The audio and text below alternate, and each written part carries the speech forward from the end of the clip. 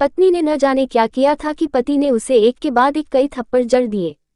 हमेशा हर सिचुएशन को शांति से हैंडल करने वाली पत्नी भी इस बार इतनी अशांत हो उठी कि उसने अपनी चप्पल ही निकालकर पति की ओर दे फेंकी। चप्पल पति के बालों को छूते हुए निकल गई। ये किस्सा यहीं पर खत्म हो सकता था, मगर पति ने इसे अपनी मर्दानगी का विषय बना लिया और बात बद से बदतर होती चली गई। रिश्तेदारों ने भी आग में घी का काम किया। किसी ने कहा, जो औरत अपने पति को चप्पल से मार सकती है वो न ही तो वफादार हो सकती है और न ही पतिव्रता। ऐसी औरत परिवार ही नहीं पूरे समाज पर कलंक की तरह है। बीवी के पक्ष वाले कहा पीछे रहने वाले थे। किसी ने कहा 21वीं सदी में भी जो स्त्री के साथ मारपीट करते हैं उन्हें तो जेल भेज देना चाहिए। तो कोई कहता जरूर उसको कोई और पसंद आ गई होगी इसलिए अब पत्नी से मारपीट करने लगा है। बात कोर्ट तक पहुंच गई। दोनों पक्षों ने एक दूसरे के खिलाफ केस फाइल कर दिया। पति ने चरित्रहीन होने का तो पत्नी ने दहेज और शारीरिक उत्पीड़न का आरोप लगाया। 2 वर्षों से अधिक समय के लिए केस चला था। इन 2 वर्षों के दौरान दोनों पति पत्नी अलग अलग रहे थे। इन 2 वर्षों के दौरान दोनों पक्षों के समर्थकों की संख्या कम हो गई थी। पहले जहां दोनों पक्षों में समर्थकों का समूह होता था, अब गिने चुने लोग रह गए थे। पति और पत्नी दोनों की आर्थिक स्थिति भी इस समय के दौरान नीचे गिर चुकी थी। जिन्हें वो अपना शुभचिंतक समझ रहे थे, पैसों की बात आते ही उन्होंने भी अपना पलड़ा झाड़ लिया था। अगर कोई देने को राजी भी हुआ तो मोटे ब्याज की शर्त पर। आखिरकार वही हुआ जो सब चाहते थे, डाइवोर्स। हर कोई खुश था, दोनों पक्षों के रिश्तेदार, उनके माता पिता और दोनों के वकील। लेकिन 5 साल की सुखद शादी और एक सुंदर बेटी होने के बाद मिले इस डाइवोर्स से पत्नी मूक थी और पति शांत। शायद ये इत्तेफाकी था कि इस खुशी को मनाने के लिए दोनों पक्ष के लोग एक ही चाय की टपरी पर बैठ आमने सामने। इत्तेफाक इसलिए क्योंकि ज्यादातर लोग जो एक दूसरे के विरोध पक्ष को सपोर्ट कर रहे थे वे एक दूसरे को अच्छे से जानते भी नहीं थे। पति पत्नी भी इन सभी से दूर एक दूसरे के सामने मेज पर बैठे। पत्नी ने पति से कहा, अब तो खुश होगे ना, तुम्हारे मन की जो हुई है मुबारक हो। तुम भी तो आज जीत गई हो। मुझसे तलाक तो तुम्हें भी मिल गया है।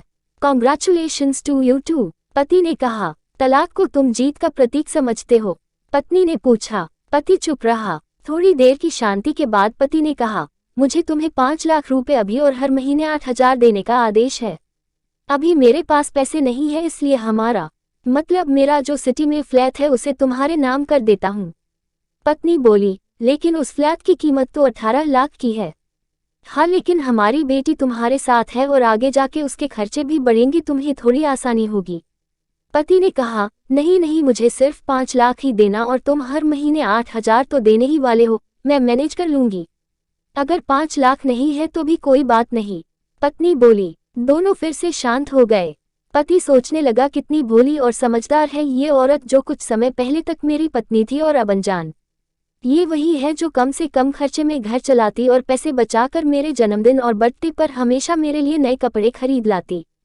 कभी बीमार भी हो जाती तो पैसे बचाने के लिए मुझे मालूम न होने देती और घरेलू नुस्खों से अपना इलाज कर लेती, मगर घर में कोई और बीमार होता तो तुरंत डॉक्टर के पास लेकर जाती। मेरी ही मति मारी गई थी, मैं ही अपनी झूठी मर्दानगी के चक्कर में इतनी बड़ी गलती कर बैठा। पत्नी के दिमाग में भी उथल पुथल चल रही थी। अभी भी वैसा का वैसा ही है, पहले भी खुद से ज्यादा हमारे बारे में सोचता था और अब भी वही कर रहा है। ये वही आदमी है जो मुझे एक्सीडेंट से बचाने के लिए खुद मोटरसाइकिल के आगे कूद पड़ा था और अपनी उंगली तुड़वा बैठा था। पता नहीं कौन सी मनहूस घड़ी में मैं झगड़ा कर बैठी। पति ने मौन तोड़ते हुए पूछा, अब तुम्हारे कमर का दर्द कैसा है, ज्यादा तकलीफ तो नहीं होती? पत्नी हल्का सा मुस्कुराए और बोली, अभी भी होता है, अब तो पेट में भी मरोड़ उठती है। वो तो होगा ही, तुम योगा या कसरत भी तो नहीं करती हो, अब किसी डॉक्टर को जरूर दिखा देना। पति ने कहा, तुम बताओ तुम्हारा अस्थमा कैसा है, अब क्या अब भी दौरे पड़ते हैं? पत्नी ने पूछा, हाँ पड़ते हैं, पहले से ज्यादा, क्योंकि अक्सर इन्हेलर भूल जाया करता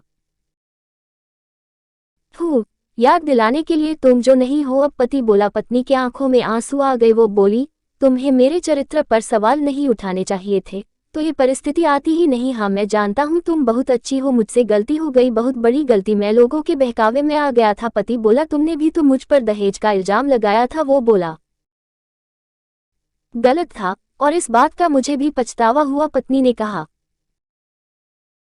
पति कुछ कहना चाह रहा था लेकिन हिचकिचा रहा था। पत्नी ने पूछा, कुछ कहना चाहते हो? वो बोला, क्या सब पहले जैसा नहीं हो सकता?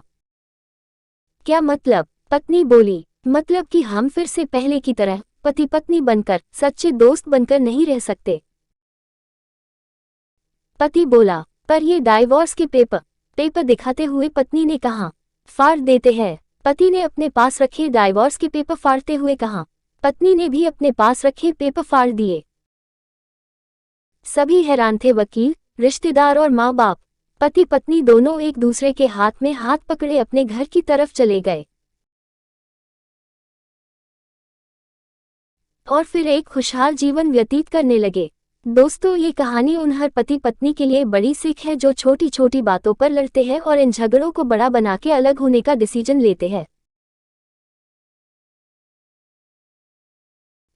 प्यार और झगड़ा तो एक सिक्के के दो पहलुओं की तरह है, दोनों को स्वीकार करना होगा, तभी ये पवित्र रिश्ता उसकी मंजिल तक पहुंच पाएगा।